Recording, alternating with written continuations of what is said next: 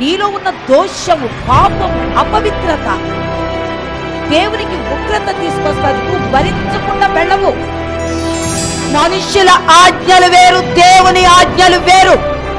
మనుష్య ఆజ్ఞలు పాటించావో నరకము నీ వశం.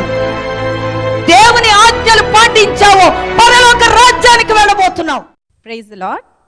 అంత్యకాలపు పిలుపు అనే ఈ కార్యక్రమానికి మిమ్మల్ని ఆహ్వానిస్తున్నాం. దైవజనుల సందేశానికి ముందు ఒక పాటను విందాం.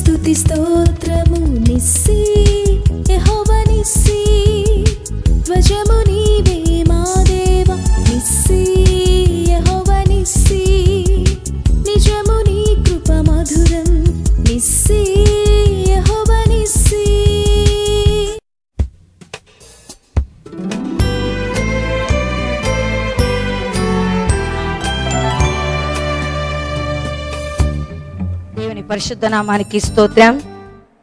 దేవుడు మనల్ని ప్రేమించి మనకిచ్చిన గొప్ప సమయాన్ని బట్టి నేను ఆయనకు వందనాలు, కృతజ్ఞతాస్తుతులు చెల్లిస్తున్నాను. ఈరోజు మనము నక్షత్రాల గురించి ముందుకు సాగుదాం.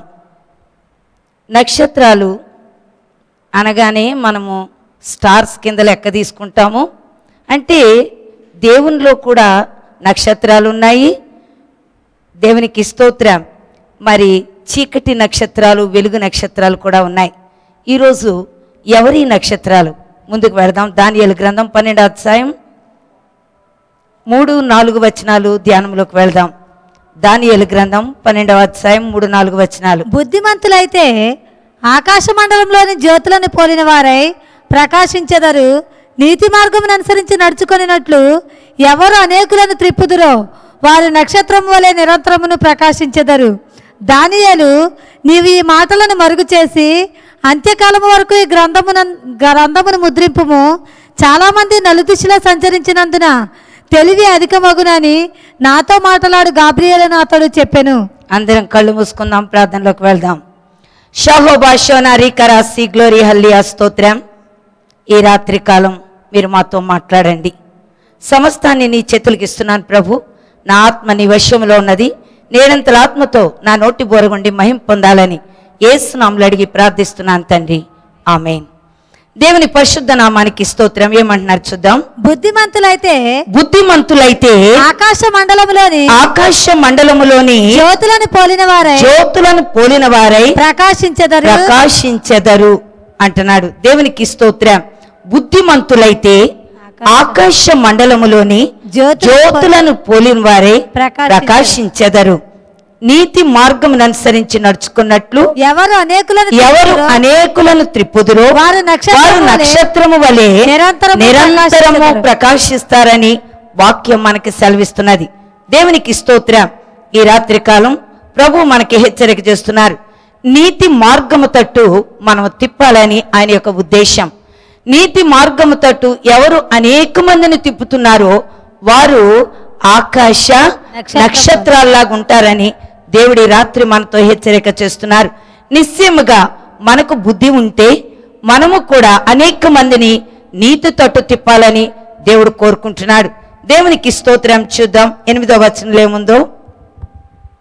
నేను వింటిని గాని గ్రహింపలేకపోతేని నా ఏలినవాడ వీటికి అంతమేమని నేను అడగగా అతడి సంగతులు అంత్యకాలం వరకు మరుగుగా ఉండినట్లు ముద్రింపబడినవి గనుక దానియేలు నీవు ఊరకుండమని చెప్పాను. దేవునికి స్తోత్రం. అంత్యకాలమును గురించి దేవుడు ఈ రాత్రి మనతో మాట్లాడుతున్నాడు. ముద్రింపబడిన సంగతులు ఈ రాత్రి మనతో దేవుడు బయలుపరుస్తున్నట్టుగా మనం చూస్తూ వస్తున్నాం.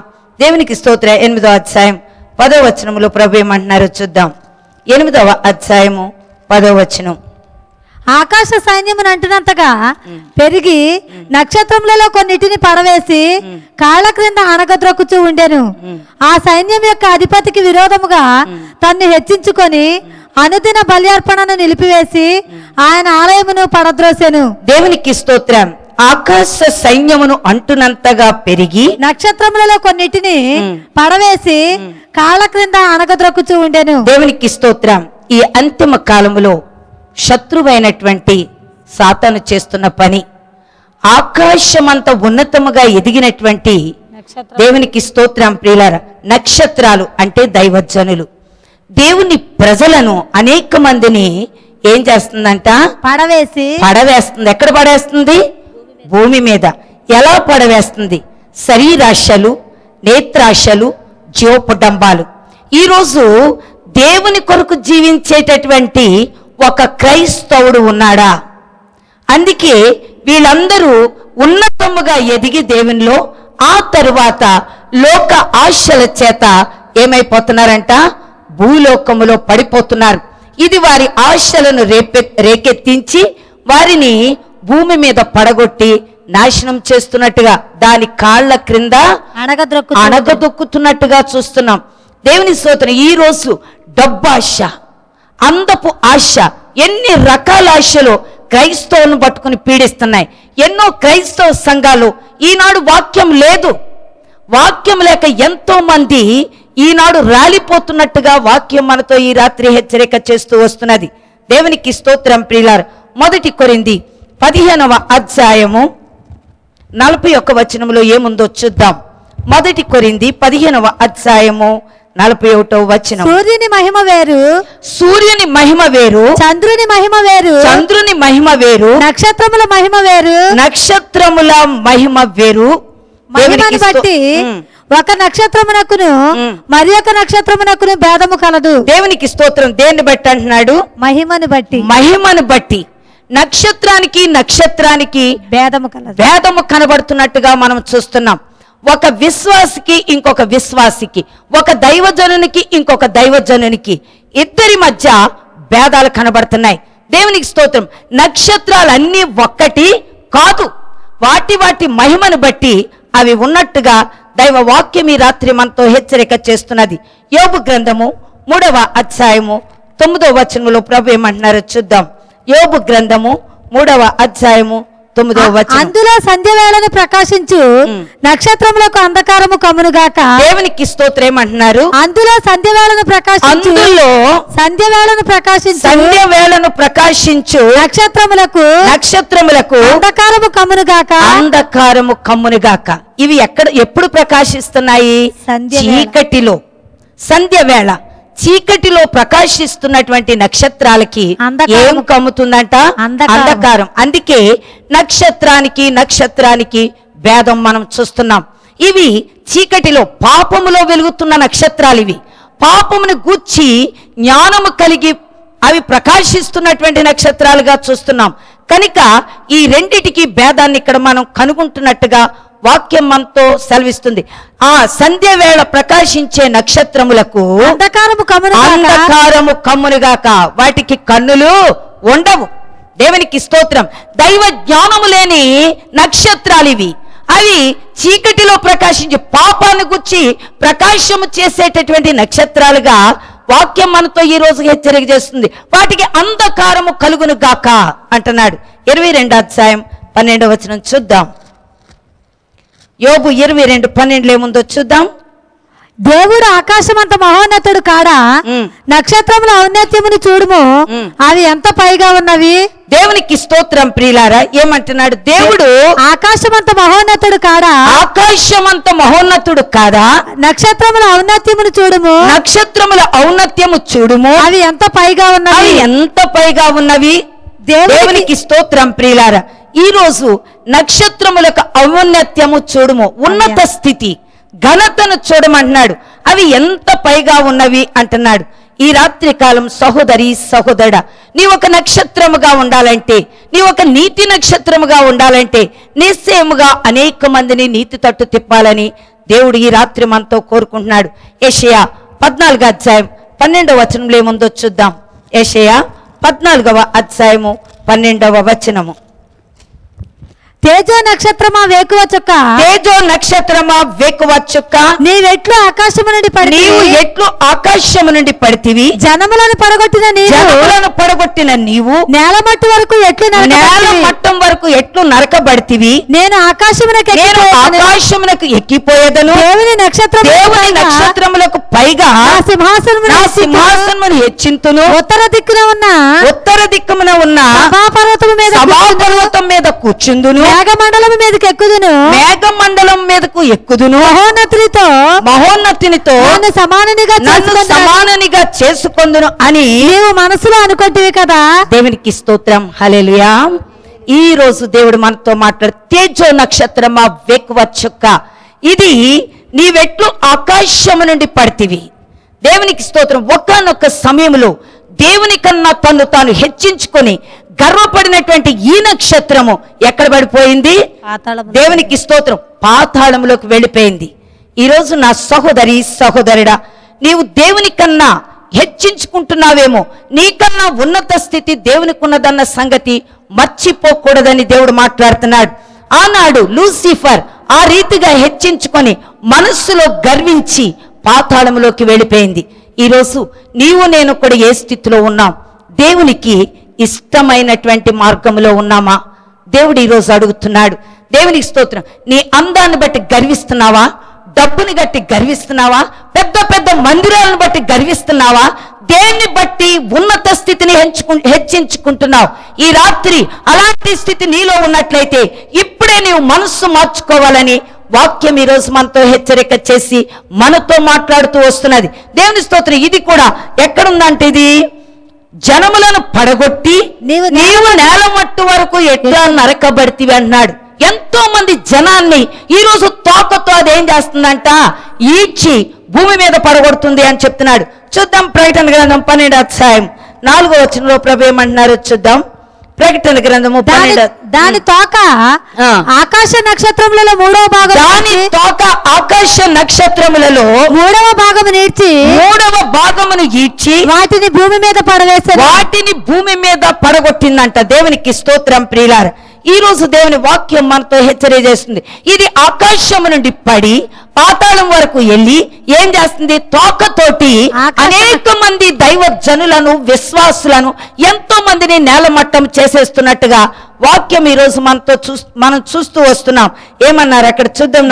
దాని తోక ఆకాశ నక్షత్రములలో 3వ భాగమును ఈడ్చి వాటిని భూమి మీద పడవేసను. ఎన్ని భాగాలంట? 4 భాగాలుంటే 3 వంతుల జనము ఈ రోజు నేల మట్టంలో ఉన్నారు. దేవునికి స్తోత్రం. దీనికి మూల కారణం గర్వం, అహంకారం. దేవునికి స్తోత్రం ప్రియులారా. దేవుని కన్నా అత్యధికంగా హెచ్చించుకోవటం. ఒకానొక సమయంలో బబులోను ఆ యొక్క పట్టణాన్ని కట్టడానికి దేవునికి స్తోత్రం ప్రియులారా, దేవుని కన్నా హెచ్చించుకున్నారు ప్రజలు. దేవునికి స్తోత్రం. ఈ రోజు దేవుడు కూడా మనతో మాట్లాడుతున్నాడు. బాబిలోను ఆ యొక్క మరి మందిరాన్ని కట్టినప్పుడు లేదా బాబిలోను గోపురాన్ని కట్టినప్పుడు ఆకాశం అంత ఎత్తుగా కట్టి దేవునితో సమానముగా చేసుకోవాలన్నటువంటి ఆలోచన ఎప్పుడైతే మానవులోకి వచ్చిందో అప్పుడే దేవుడు వారిని తారుమారు చేశాడు. అలాగే ఈ రోజు కూడా ఈ నక్షత్రాలు మూడొంతులు పడిపోతున్నాయి. చాలా మంది అనుకున్నారు మేము దేవునిలో ఉన్నాం, మేము ప్రభుత్వం నడుస్తున్నాం, కానీ మోసపోతున్నట్టుగా వాక్యం ఈ రాత్రి మనతో హెచ్చరిక చేస్తున్నది. 3 వంతులు ఎక్కడ ఇచ్చేసింది? భూమి మీదకి ఇచ్చేసింది. సహోదరి, ఈ రోజైనా దేవుని వైపు చూసినట్లయితే నువ్వు తప్పించుకుంటావని వాక్యం చెప్తూ వస్తున్నది. 8వ అధ్యాయం 10-11 వచనాల్లో చూడండి. 8వ అధ్యాయం మూడవ దూత బోర ఊదినప్పుడు దివిటి వలె మండుచున్న ఒక పెద్ద నక్షత్రము ఆకాశము నుండి రాలి నదుల 3వ భాగము మీదను నీటి బుగ్గల మీదను పడ్డాది. దేవుని స్తోత్రం. నదులు అంటే అవి దేవుని మందిరాలు, నీటి బుగ్గలు అంటే వాక్యము. ఈ రోజు కరెక్ట్ అయిన వాక్యం మాట్లాడుతున్నామా లేదా పరీక్షించుకోవాలని ప్రతి ఒక్కరము కూడా మనం పరీక్షించుకుందాం. దేవునికి స్తోత్రం. 3వ భాగం అంటే నదులు దేవుని యొక్క మరి మందిరాల మీద 3వ భాగము మీద నీటి బుగ్గల మీద ఆ వాక్యం మీద ఏం పడ్డది? ఈ నక్షత్రము పడింది. దేవునికి స్తోత్రం. ఈ రోజు అందుకే సరి అయిన వాక్యము మానవుడికి ఈ రోజు అందటం లేదు. దేవునికి స్తోత్రం. స్వార్థంతో నింపబడ్డాడు. తను దేవుని స్తోత్రం మా దేవుని మందిరాన్ని వ్యాపార మందిరముగా చేసి తన ఘనత కొరకు ప్రయాసపడుతున్నాడే గాని దేవుని ఘనత కొరకు ప్రయాసపడే ఒక్క దైవజనుడు ఈ రోజు ఉన్నాడా? పరీక్షించుకోవాలని వాక్యం చెప్తుంది. ఇంకేమంటున్నాడు? ఆ నక్షత్రమునకు మాచిపత్రి అని పేరు. అందువలన నేలలో 3వ భాగము వాక్యము 3 భాగాలు మాచిపత్రి చేదైపోయింది. దేవుని స్తోత్రం. ఈ రోజు చేదు చెరుకను మనమే దేవునికి అందిస్తున్నాం. దేవునికి స్తోత్రం ప్రియులారా. 3 భాగాల్లో మరి మాచిపత్రి ఆయను నీళ్లు చేదైపోయినందున వాటి వలన మనుష్యులలో అనేకులు చనిపోయారు. హల్లెలూయా. ఆత్మ సంబంధంగా 3 వంతుల జనము నాశనమైపోయినట్టుగా వాక్యం సెలవిస్తున్నది. ఈనాడు ఆ ఒక్క మరి వంతు కూడా ఈ రోజు ఏ రీతిగా ఉందో పరీక్షించుకోవాలని వాక్యం సెలవిస్తుంది. సహోదరి, సహోదరుడా, నీ వింటున్న వాక్యం కరెక్టేనా? కరెక్ట్గా అదే వాక్య ప్రకారంగా నీ జీవితం ఉందా? ఈ రోజు ఇలాంటి భయంకరమైన బలాత్కారాలు, మరి దేవుని స్తోత్రం, ఈ భయంకరమైన వ్యభిచారాలు, జారత్వాలు, మోసము, అక్రమము, దొంగతనాలు ఇవన్నీ జరగడానికి మూల కారణం ఏంటి? క్రైస్తవులు ఇలాంటి భయంకరమైన క్రియలు ఎలా జరిగిస్తున్నారు? ఈరోజు దేవుడు పరీక్షించుకోవాలని వాక్యం చెప్తుంది. గే మ్యారేజ్లను ఎలా చేస్తున్నారు? వాక్య ప్రకారంగానే జరుగుతున్నాయా ఇవన్నీ? అందుకే దేవుడు ఈరోజు ఒక ప్రశ్న నీకు నాకు మధ్యన వేశాడని వాక్యం మనతో హెచ్చరిక చేస్తున్నది. దేవునికి స్తోత్రం. ఎంత 3 వంతుల జనము నాశనము, 3 వంతుల వాక్యము మాచిపత్రి. ఈరోజు పరీక్షించుకోమని వాక్యం మనతో చెప్తున్నది. దేవుని స్తోత్రం. 6వ అధ్యాయం 13వ వచనం చూద్దాం. 6వ అధ్యాయము 13వ వచనము. పెద్ద గాలి చేత ఊగులాడు అంజూరపు చెట్టు నుండి అకాలపు కాయలు రాలినట్టు ఆకాశ నక్షత్రములు భూమి మీద రాలెను. దేవునికి స్తోత్రం. ఈ రోజు ఆకాశం అంత ఉన్నతముగా ఎదిగినటువంటి విశ్వాసులందరూ కూడా ఎలా రాలిపోయారంట? పెద్ద గాలి చేత ఊగులాడు. గాలి చేత, ఈ లోక సంబంధమైన ఈ కోరికల చేత ఊగులాడు అంజూరపు చెట్టు నుండి అకాలపు కాయలు రాలినట్లు ఆకాశ నక్షత్రములు భూమి మీద రాలిపోతున్నాయి. దేవునికి స్తోత్రం ప్రియులారా. ఈ రోజు నా సహోదరి, సహోదరుడా, అంజూరపు చెట్టు విశ్వాసానికి గుర్తు, ఒక విశ్వాసికి గుర్తు. ఈ రోజు విశ్వాసం అనేటటువంటి ఈ జీవితం లేకుండా అకాలముగానే ఏమైపోతున్నారంట? లోకములో పడిపోతున్నారు. లోక ఆశలు. దేవునికి స్తోత్రం. ఈ శరీరాశ, నేత్రాశ, జీవపడంబము జయించకపోతే నిశ్చయముగా నాశనానికి వెళ్లే పరిస్థితి ఉన్నదని వాక్యం సెలవు. ఇవాళ నేను ప్రభులో ఉన్నాను అనుకుంటే పరీక్షించుకోవాలి. వాక్యాన్ని బట్టిని వాక్యం చెప్తూ వస్తున్నది. దేవునికి స్తోత్రం. మరి 1 పేతురు 1వ అధ్యాయం 19వ వచనం చూద్దాం. 1 పేతురు 1వ అధ్యాయం 19వ వచనం. అమూల్యమైన రక్తము చేత అనగా నిర్దోషమును నిష్కళంకమునకు గొర్రెపిల్ల వంటి క్రీస్తు రక్తము చేత విమోచింపబడుతురని మీరు ఎరుగుదురు కదా. దేవునికి స్తోత్రం ప్రియులారా. అమూల్యమైన రక్తము చేత అనగా నిర్దోషమైన నిష్కళంకమైన గొర్రెపిల్ల వంటి క్రీస్తు రక్తము చేత విమోచింపబడుతురని మీరు ఎరుగుదురు కదా. ఆ రక్తం చేత కొనబడిన నీవు, ఒక అమూల్యమైన వ్యక్తివైన నీవు, దేవునికి స్తోత్రం, క్రీస్తు రక్తము ఎంతో విలువైనది. దాని చేత కొనబడిన నీవు ఈరోజు లోక ఆశల్లో పడిపోయి అకాలపు కాయలాగా రాలిపోతున్నట్టుగా వాక్యం మనతో హెచ్చరిక చేసి మాట్లాడుతూ వస్తున్నది. దేవునికి స్తోత్రం. చూద్దాం. యెషయా 13వ అధ్యాయము 10-11 వచనాలు చూద్దాం. యెషయా 13-10-11 వచనాలు. ఆకాశ నక్షత్రములను నక్షత్ర రాశులను తమ వెలుగు ప్రకాశింపనియవు. దేవునికి స్తోత్రం. ఆకాశ నక్షత్రములను నక్షత్ర రాశులను తమ వెలుగు ప్రకాశింపనియవు. ఉదయకాలమున సూర్యుని చీకటి కమ్మును. చంద్రుడు ప్రకాశింపడు.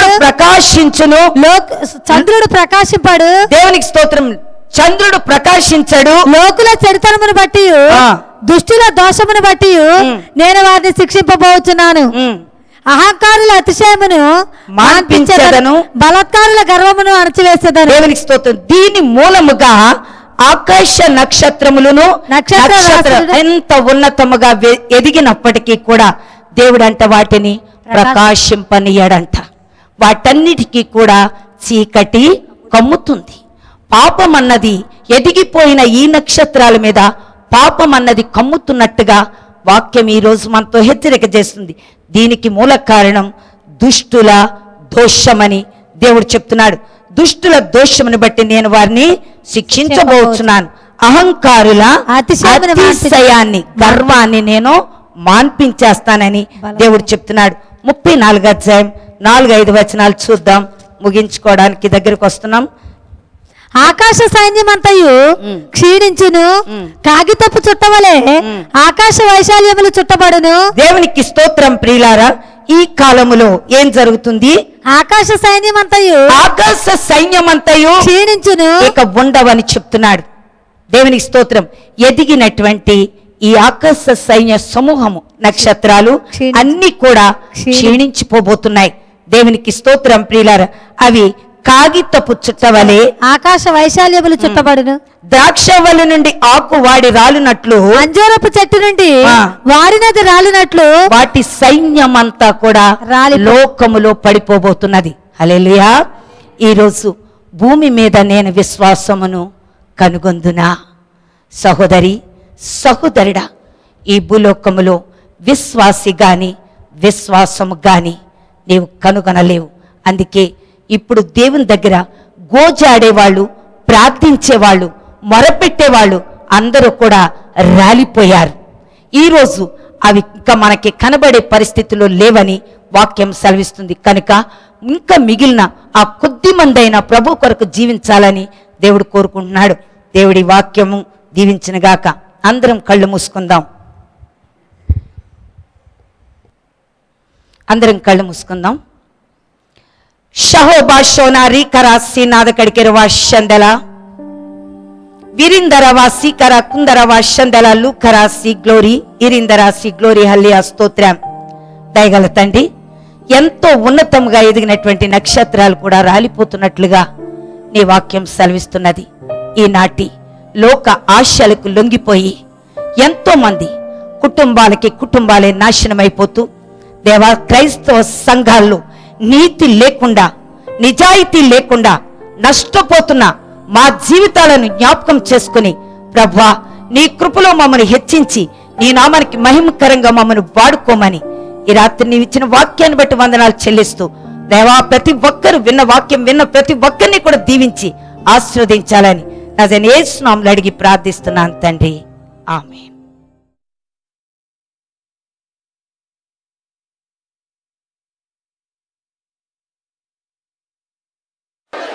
దేవుని నామానికి వందనాలు. ఈ లోకములో అయితే ఎవరు నాకు ఎంత బలగం ఉన్నా కూడా నేను బతికినంటే తల్లి వాక్యం ద్వారా నిసి మందిరానికి వచ్చినప్పుడే నేను ఎంతగా బలపడ్డానో. వాక్యం ఎంత నాకు ఇక్కడ ఎన్ని చర్చిలలో చూసినా కూడా ఇంత నాకు సరిపోయిన వాక్యం దొరకలేదు. ఇక్కడ నేను బతికి ఉన్నంటే నా తల్లి వాక్యం ద్వారా నిసి మందిరం ద్వారా నేను బతికిన. ఎంతగా నాకు ఆత్మీయంగా ఎంతగా బలపడ్డానంటే ఆ వాక్యం ద్వారా నేను బతుకుతున్నంటే ఇప్పటికి కూడా ఆ దేవుని కృపను బట్టి తల్లి వాక్యం బట్టి నేను బలపడుతున్నా. దేవునికి ఎన్నో వందనాలు చెల్లించుకుంటాను.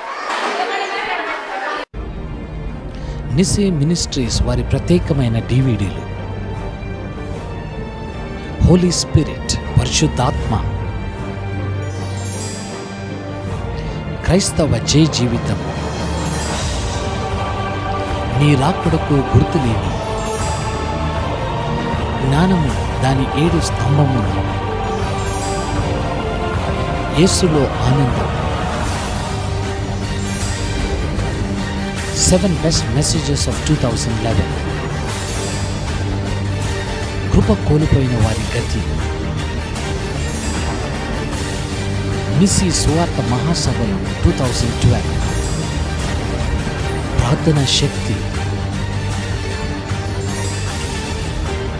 అంత్యకాలపు దేవుని ఉగ్రత,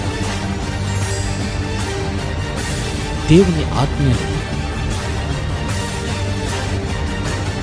సర్వోన్నతుని సత్య సంపద, a project for revealing God's treasure, బైబిల్లోని లేఖనముల రుజువులు, నోవాహు ఓడ, సొదొమ గొమొర, ఎర్ర సముద్రము దాటుట, సినాయి పర్వతము, నిబంధన మందసము, అందరూ కలిగి ఉండవలసిన సర్వోన్నతుని సత్య సంపద. ఈ కార్యక్రమం ద్వారా మీరు పొందిన మేళ్లను మరియు మీ ప్రార్థనా అవసరతలను తెలుపవలసిన మా చిరునామా: నిసి ministries 30-194 by A, Mahadevi Colony, Old Safilguda, Hyderabad 5,56,000. Phone number 040-651-46010. Visit our website www.nisiministries.com. Mail us at nisiministriesindia@gmail.com. info@nisiministries.com.